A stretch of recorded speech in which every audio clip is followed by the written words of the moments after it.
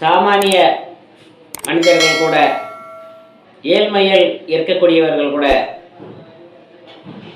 காடு மேடுகளில் அலைந்து தெரியும் காட்டு வேலை செய்பவர்கள் கூட, எந்த நிலையில் கோடீஸ்வரனாக உயர்ந்திருக்கும் நிலையில் இருப்பவர்களும் எப்படி வேண்டுமானாலும் வாழலாம்.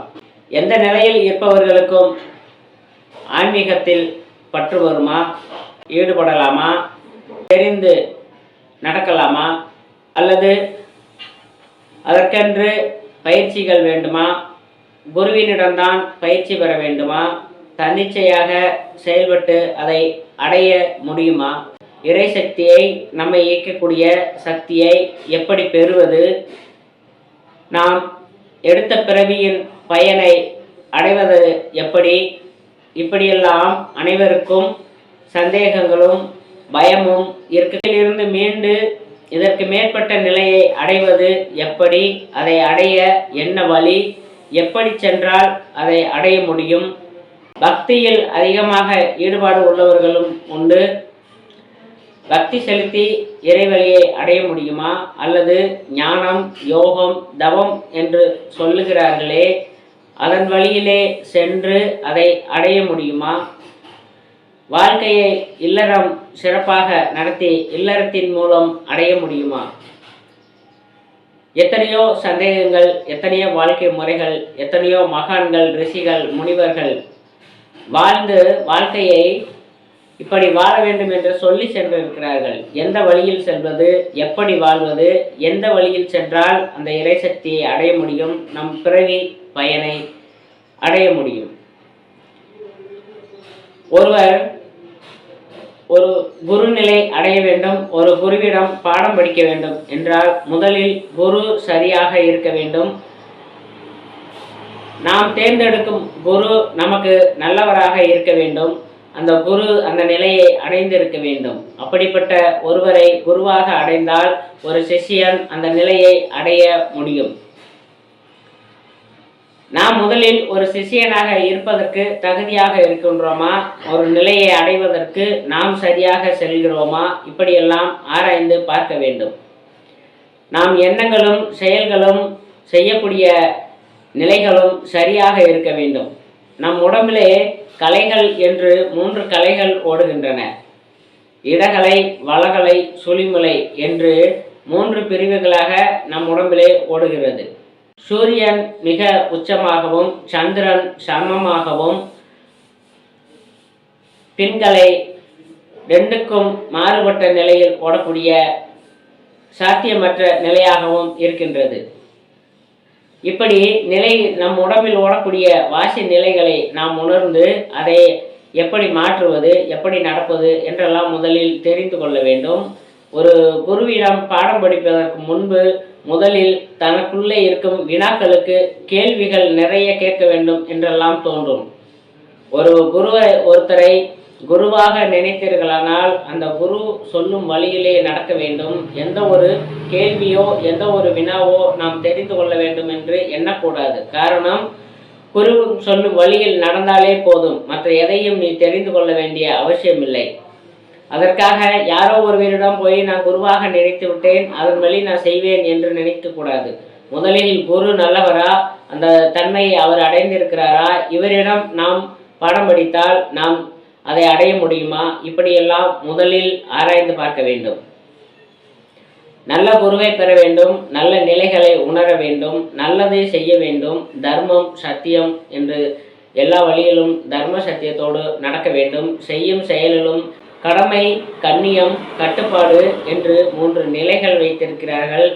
கடமை என்பது நம் பிறவியின் கடன்.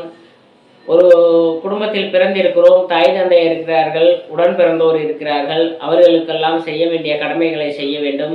திருமணம் ஆகியிருந்தால் மனைவிக்கு பின் குழந்தைகள், அந்த குழந்தைகள் இருந்தால் குழந்தைகளின் வாழ்க்கையை மேம்படுத்தி விட வேண்டும்.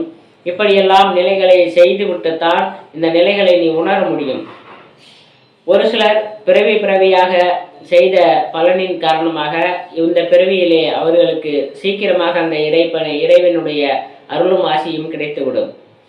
அப்படி இருப்பவர்கள் முன்ஜென்மங்களில் அவர்கள் விதி பயன்களை சரியாக செய்து அதன் தொடர்பாக குறைபாடில் உள்ள வழியாக இந்த பிறவி எடுத்து இந்த பிறவியிலே அடைந்திருப்பார்கள்.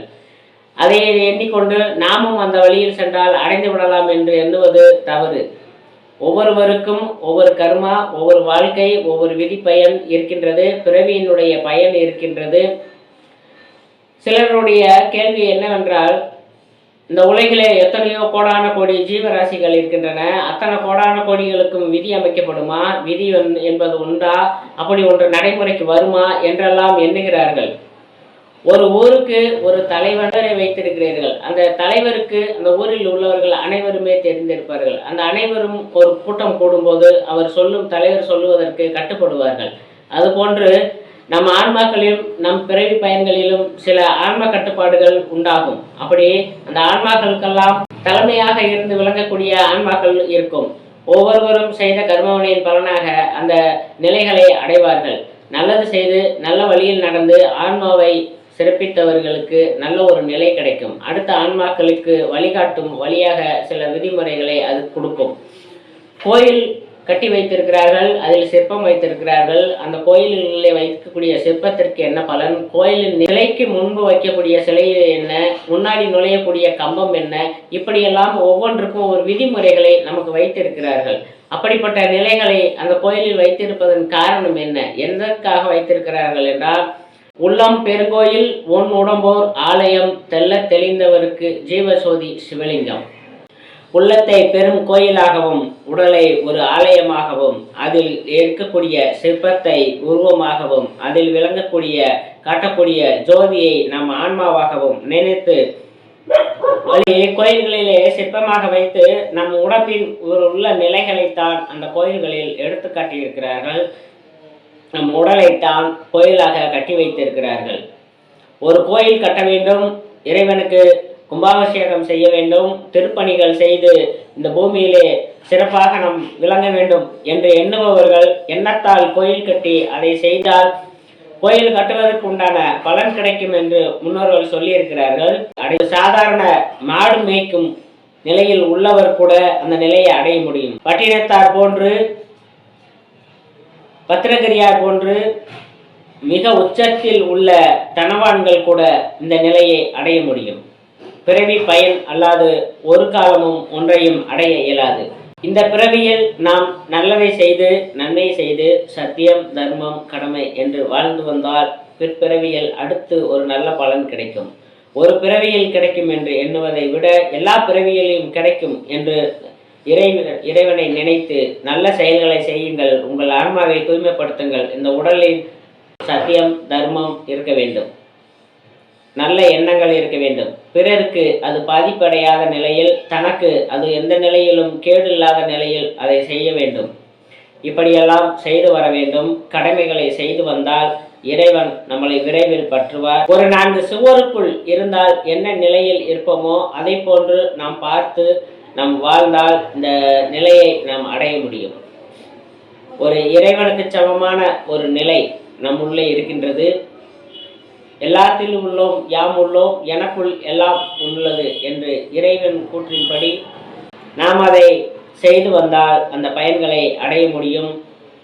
உலகத்தினுள் ஒரு சிறு பொருளாக வாழும் நாம் உலகத்தையே ஆளக்கூடிய பெரும் பொருளாக மாற இது வழிவகுக்கும்.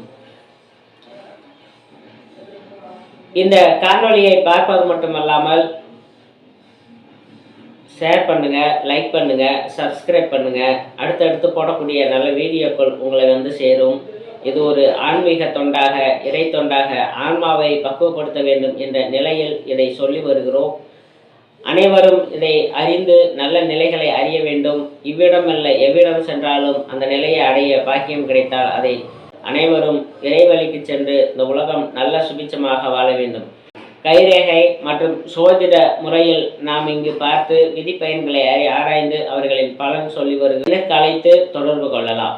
இறைவனம் இரவியும் உங்களை காக்கட்டும், நல்வழிப்படுத்தட்டும். இறை வணக்கங்கள்.